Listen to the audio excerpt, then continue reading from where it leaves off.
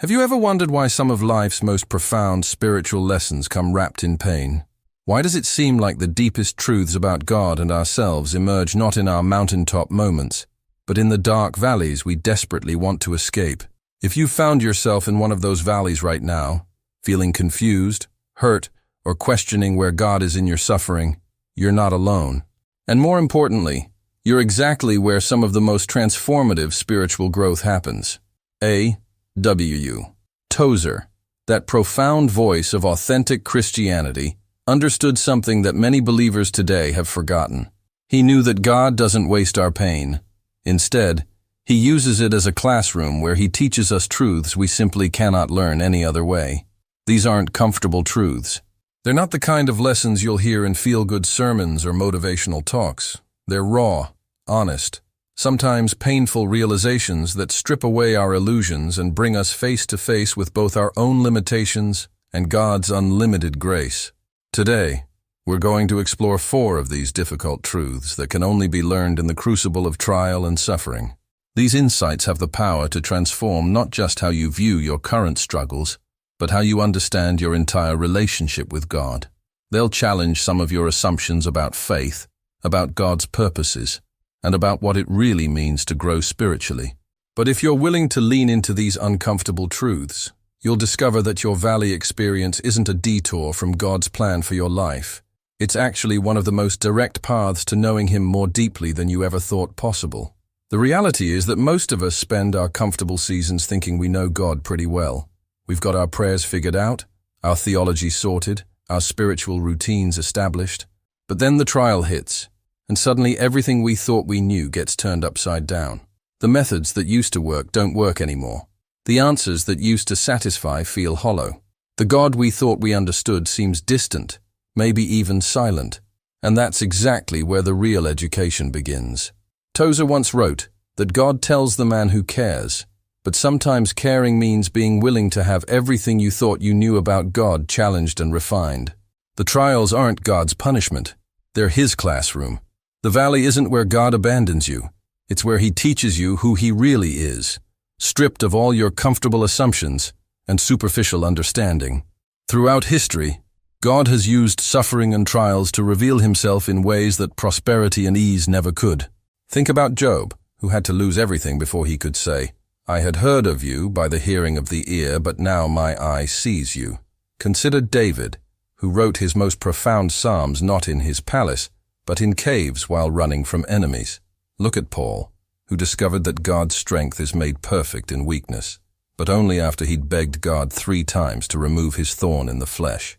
The problem with much of today's spiritual teaching is that it promises shortcuts to spiritual maturity, ways to bypass the difficult seasons and jump straight to the blessings. But that's not how spiritual growth actually works. Real intimacy with God, the kind that transforms you from the inside out, often requires us to walk through valleys we'd rather avoid. It demands that we face truths about ourselves and about God that might make us uncomfortable, but ultimately set us free from shallow, superficial faith. This isn't about embracing suffering for suffering's sake, or believing that God enjoys watching us struggle. Rather, it's about understanding that in a fallen world, trials are inevitable, and God in His infinite wisdom and love chooses to use these difficult seasons to accomplish things in our spiritual lives that simply couldn't happen any other way. He takes what the enemy meant for evil and transforms it into a means of grace, growth, and deeper intimacy with Him. The 4 truths we're about to explore aren't theoretical concepts to be debated in theology classes. They're lived realities that countless believers have discovered in their own valley experiences. They're the kind of insights that make you nod in recognition, because they explain something you felt but couldn't quite put into words. They're truths that initially might sting a little, but ultimately bring healing and understanding to places in your heart that have been confused or wounded. As we walk through these truths together, you might recognize your own story in some of these experiences. You might find yourself thinking, "Yes, that's exactly what I've been going through, but I didn't understand what was happening." That's the power of seeing your struggles through the lens of God's purposes. What felt random and cruel begins to make sense as part of a larger plan for your spiritual development. The first painful truth that emerges in trials is this: Your faith was more fragile than you realized. Before the storm hit, you probably felt pretty confident about your spiritual life. You read your Bible, attended church, maybe even served in ministry. You had your favorite verses memorized and your theological positions well established. But then the trial came, and suddenly you found yourself questioning things you never questioned before, struggling with doubts you never imagined you'd have, and feeling spiritually weaker than you thought possible. This realization is devastating at first. Nobody wants to discover that their faith has been built on a foundation of comfort and convenience rather than on the solid rock of genuine trust in God. But here's what Tozer understood that many miss. This discovery isn't a spiritual failure. It's a spiritual opportunity. God isn't exposing the weakness of your faith to shame you. He's revealing it to strengthen you. He's showing you the difference between faith that depends on favorable circumstances and faith that can stand firm regardless of what's happening around you. Think about it this way. If you never faced a situation that tested your faith, you'd never know whether your faith was real or just a pleasant spiritual feeling that depended on everything going well. The trial doesn't create the weakness in your faith. It reveals weakness that was already there, giving you the chance to address it and build something stronger. It's like discovering that the house you thought was solid actually has some structural problems. Finding out is uncomfortable, but it's much better to know now so you can fix the foundation before it collapses completely. Many people in this discovery phase feel like they're failing spiritually, like they should be handling the trial better, trusting more, worrying less, having more faith. But that self-condemnation misses the point entirely. The point isn't to pretend you're stronger than you are. It's to learn to depend on God's strength rather than your own. The point isn't to have perfect faith that never wavers. It's to have honest faith that keeps reaching toward God, even when everything in you wants to give up. This is where the superficial Christianity that's so common today gets exposed for what it really is. When your faith is based primarily on feelings, on circumstances going well, on getting the answers you want to your prayers, or on understanding everything God is doing, then trials become spiritual crises. But when your faith is grounded in who God is, regardless of what He's doing, when it's based on His character rather than His circumstances, then trials become opportunities for that faith to grow deeper and stronger. The second painful truth that trials teach us is that God's love looks different than we expected. Most of us come into our relationship with God with certain assumptions about how love should be expressed. We expect that if God really loves us, He'll protect us from serious difficulties, answer our prayers the way we want, and generally make our lives easier and more comfortable. We think of God's love primarily in terms of blessing, provision, and pleasant experiences. But then the trial comes, and God doesn't intervene the way we expected. He doesn't remove the difficulty immediately. He doesn't answer our desperate prayers with the quick fix we're begging for. He allows the uncomfortable situation to continue longer than we think it should. And we begin to wonder, does God really love me? If He loves me, why is He allowing this to happen? Why doesn't He stop this pain if He has the power to do so? This is where we discover that God's love is far more complex and profound than our limited understanding could grasp. His love isn't just about making us happy in the moment. It's about making us holy for eternity. His love isn't just concerned with our temporal comfort. It's focused on our eternal character. His love doesn't just want to give us what we want. It wants to transform us into who we need to become. Tozer often spoke about the danger of creating God in our own image, of assuming that God thinks like we think and values what we value.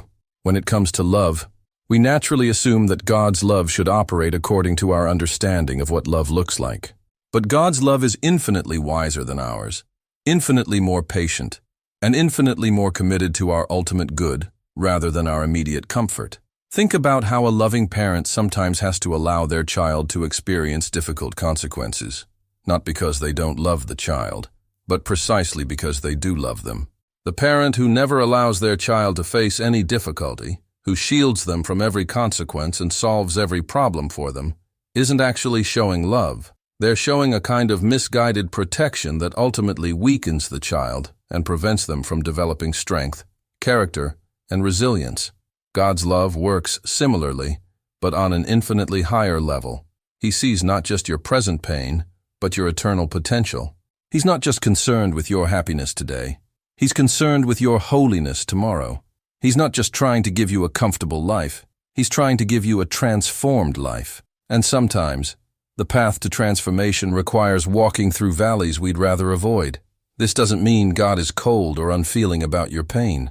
Scripture tells us that He's intimately acquainted with our suffering, that He collects our tears in a bottle, that He's moved by our struggles.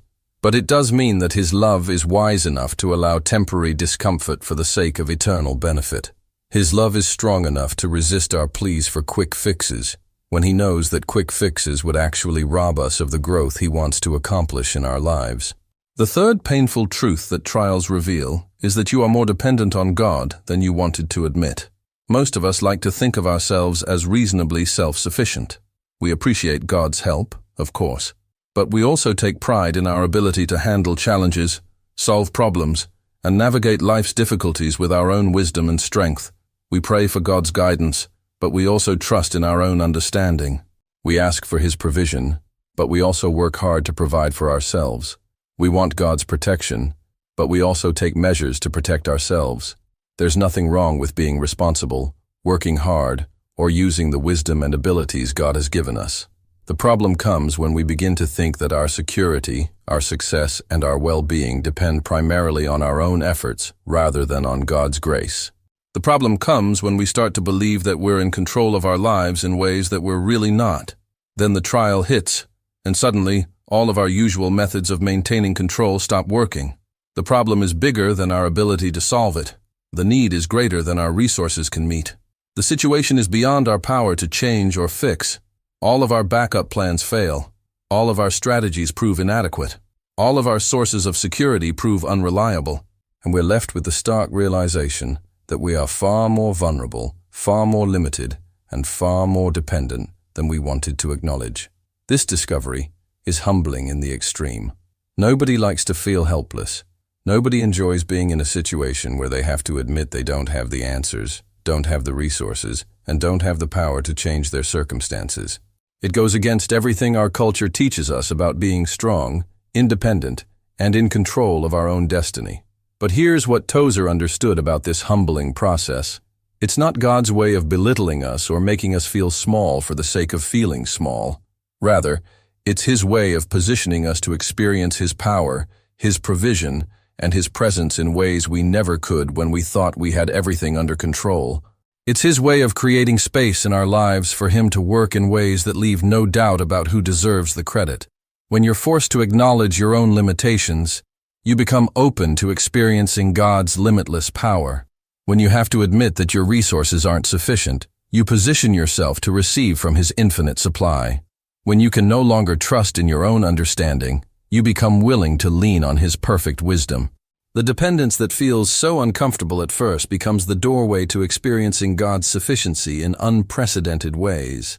This is why so many people look back on their most difficult seasons as the times when they experienced God most powerfully. It wasn't that God was more present during those difficult times. It was that their need made them more aware of His presence. It wasn't that God was more willing to help. It was that their desperation made them more willing to receive His help. It wasn't that God loved them more during their trials. It was that their brokenness made them more open to experiencing the love that had been there all along. The fourth, and perhaps most profound truth that trials teach us, is that God's presence is more precious than His presence. Before the valley experience, most of our prayers probably focused on asking God to do things for us, to give us things, to change our circumstances, to solve our problems. We related to God primarily as the source of blessings, provision, protection, and answers to prayer. Our relationship with Him was largely transactional. We came to Him with our needs, and we expected Him to meet those needs in the ways we thought best. But when you're in the valley, when the trial drags on longer than you expected, when your prayers for deliverance seem to go unanswered, when the miracle you're hoping for doesn't come, something shifts in your heart. You begin to realize that what you need most isn't for God to change your circumstances, but for God to meet you in your circumstances. You discover that His presence with you in the valley is more valuable than His power to instantly transport you out of the valley. This doesn't happen overnight, and it doesn't happen easily. At first, you probably fight this realization. You want the relief more than you want the relationship. You want the miracle more than you want the intimacy. You want the problem solved more than you want the person of God revealed. But as the trial continues, as you exhaust all your own resources and strategies, as you run out of ways to fix or escape your situation, you begin to discover something beautiful and profound. God Himself is enough. Not God plus your ideal circumstances. Not God plus the answer to your prayers. Not God plus relief from your pain. Just God, His presence, His peace that passes understanding, His strength made perfect in your weakness, His grace that is sufficient for whatever you're facing, His love that remains constant regardless of what's happening around you. Tozer wrote extensively about this progression from seeking God's hand to seeking God's face, from being primarily interested in what God can do for us to being captivated by who God is in Himself. He understood that trials have a way of stripping away our secondary concerns and bringing us face to face with what's truly essential, our need for God Himself, not just His gifts. This transformation in your prayer life becomes one of the clearest indicators that the trial is accomplishing its intended purpose in your spiritual development. Instead of spending all your prayer time asking God to change your situation, you find yourself simply wanting to be with Him, to experience His presence, to know Him more deeply. Instead of viewing prayer primarily as a way to get things from God, you begin to see it as a way to get closer to God. The practical implications of these four truths are profound and far-reaching. When you understand that your faith needed strengthening, you stop being so hard on yourself for having doubts and struggles, and you start cooperating with God's process of building stronger faith. You begin to see your questions not as evidence of spiritual failure, but as opportunities for spiritual growth. You stop pretending to be stronger than you are and start being honest about your need for God's help. When you recognize that God's love is wiser than your understanding, you stop interpreting His actions based on your limited perspective and start trusting His character even when you can't understand His methods. You learn to say, like Job, "Though He slay me, yet will I trust Him," not because you understand everything He's doing, but because you know who He is. You develop the kind of faith that can rest in God's goodness, even when His ways seem mysterious. When you acknowledge your deep dependence on God, you stop trying to maintain the illusion of control and start learning to live in dependence on His strength and provision. You become comfortable with saying, "I don't know, and I can't handle this," because you know that admitting your limitations is the first step toward experiencing His unlimited power. You learn to see your weaknesses not as flaws to be hidden, but as opportunities for God's strength to be displayed. When you discover that God's presence is more precious than His presence, your entire approach to prayer and worship changes. You stop coming to God primarily as a cosmic vending machine and start approaching Him as the lover of your soul.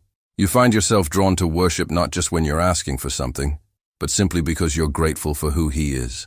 You develop a contentment that doesn't depend on your circumstances changing, but on your awareness of His constant presence with you. These shifts don't happen all at once, and they don't happen without resistance from your flesh, your fears, and your old patterns of thinking. Growing in these areas is a process, not an event. There will be days when you feel like you're making progress, and other days when you feel like you're back at square one. That's normal and expected. The key is to keep cooperating with what God is trying to teach you, rather than fighting against it. One of the most practical ways to apply these truths is to change how you pray during difficult seasons. Instead of spending all your time asking God to change your circumstances, spend time asking Him to change you through your circumstances. Instead of only praying for deliverance, pray for the grace to learn what He wants to teach you while you're going through this experience. Instead of viewing the trial as something to endure until it's over, start viewing it as a classroom where God is teaching you truths you couldn't learn any other way. Another practical application is to change how you measure spiritual progress during trials. Instead of measuring your spiritual health by how quickly your problems get solved or how positive you feel, stop measuring it by how much you're growing in trust, dependence, and intimacy with God. Instead of judging your faith by whether you have all the answers, judge it by whether you're willing to keep seeking God even when you don't understand what He's doing. It's also important to remember that learning these truths doesn't mean you become passive in the face of difficulty. God still expects you to use the wisdom, resources, and opportunities He provides. He still wants you to take appropriate action where action is possible, but you do so from a posture of dependence on Him rather than independence from Him.